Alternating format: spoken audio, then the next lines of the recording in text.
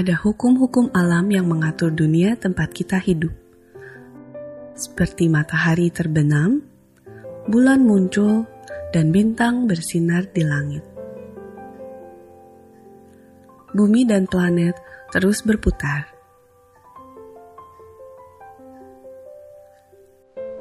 Air mengalir, kemudian ke sungai, dan akhirnya ke laut.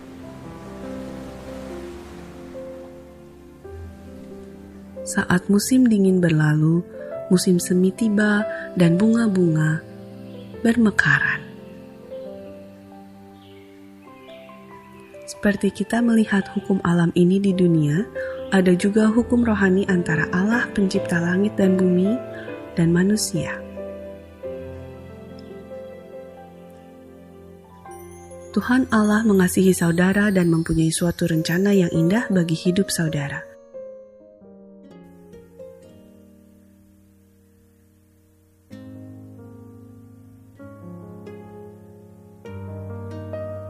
Namun, apa sebabnya banyak orang tidak mengalami kehidupan yang berkelimpahan? Manusia penuh dosa dan terpisah dari Tuhan Allah, sehingga ia tidak dapat mengetahui dan mengalami kasih dan rencana Allah bagi hidupnya. Manusia diciptakan untuk bersekutu dengan Tuhan Allah, akan tetapi karena kekerasan hatinya, ia memilih jalannya sendiri, sehingga persekutuannya dengan Tuhan Allah terputus. Menurut Alkitab, kekerasan hati untuk memilih jalan sendiri dan ingin bebas dari Tuhan Allah disebut dosa dan diwujudkan baik dengan sikap melawan maupun dengan sikap masa bodoh. Dosa ini menyebabkan jurang yang memisahkan kita dari Tuhan. Manusia selalu berusaha untuk mencari Tuhan Allah dan kehidupan yang penuh kebahagiaan melalui usahanya sendiri, seperti kehidupan yang baik, filsafat, dan agama. Namun satu-satunya jalan untuk menjembatani jurang ini adalah Yesus Kristus. Yesus Kristus adalah satu-satunya jalan keselamatan yang telah ditentukan Tuhan Allah untuk keampunan dosa manusia. Allah telah menjembatani jurang pemisah antara manusia dengan dirinya dengan mengirimkan anaknya Yesus Kristus untuk mati di kayu salib menggantikan kita. Dan kemudian Yesus bangkit dari kematian. Inilah jalan yang menunjukkan kepada kita betapa besar kasih Allah pada kita. Namun, tidak cukup hanya mengetahui hal ini.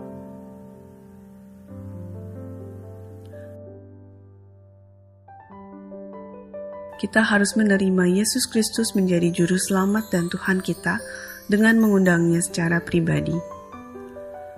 Dengan demikian, kita dapat mengetahui dan mengalami kasih dan rencana Allah bagi hidup kita. Kita menerima Kristus dengan mengundangnya secara pribadi. Yesus sedang mengetuk pintu hati kita. Kalau kita mendengar suaranya dan membuka pintu hati kita, Kristus akan masuk dalam hidup kita dan kita dapat memulai persekutuan dengannya. Kedua lingkaran ini menggambarkan dua macam kehidupan. Lingkaran sebelah kiri menggambarkan hidup yang dikuasai oleh si aku. Si aku bertahta dalam hidup dan Kristus ada di luar kehidupan. Segala keinginan dikuasai oleh si aku berakhir dengan kekacauan dan kekecewaan. Lingkaran sebelah kanan menggambarkan hidup yang dikuasai oleh Kristus. Kristus berada di dalam hidupku dan bertahta. Si aku turun tahta, tunduk pada Kristus, menghasilkan keserasian dengan rencana Allah. Lingkaran manakah yang mencerminkan kehidupan saudara? Lingkaran manakah yang saudara ingin akan mencerminkan kehidupan saudara?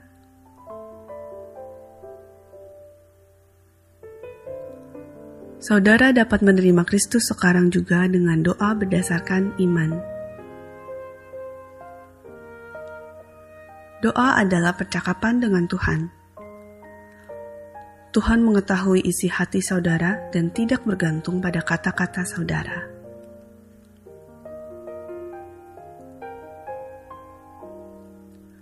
Berikut ini adalah salah satu saran doa. Tuhan Yesus, saya memerlukan Engkau. Terima kasih karena telah mati di salib untuk mengampuni dosa-dosaku.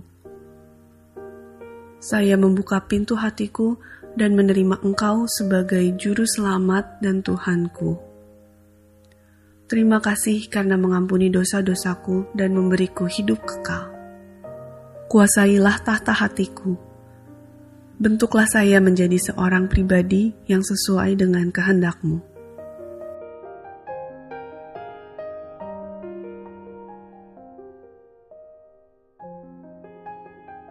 Kalau saudara mengucapkan doa ini dengan sungguh-sungguh, Yesus sekarang berada dalam hatimu dan kehidupanmu menjadi baru.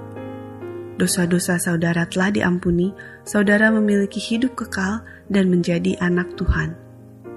Persekutuan dalam gereja yang baik sangat penting untuk bertumbuh dalam persekutuan dengan Tuhan. Kalau ada beberapa potong kayu bersama-sama terbakar, maka nyalanya besar. Tetapi jika salah satu potong diambil dan dibiarkan sendirian, padamlah apinya. Jadi penting bagi saudara untuk memiliki hubungan dengan orang-orang Kristen yang lain. Hubungilah atau kunjungi gereja yang berdekatan di mana Kristus diagungkan dan firman Allah diberitakan. Bersama-sama dengan orang-orang Kristen di gereja, saudara akan bisa mempelajari tentang Yesus Kristus dan hidup dalam kelimpahan seperti yang Tuhan kehendaki.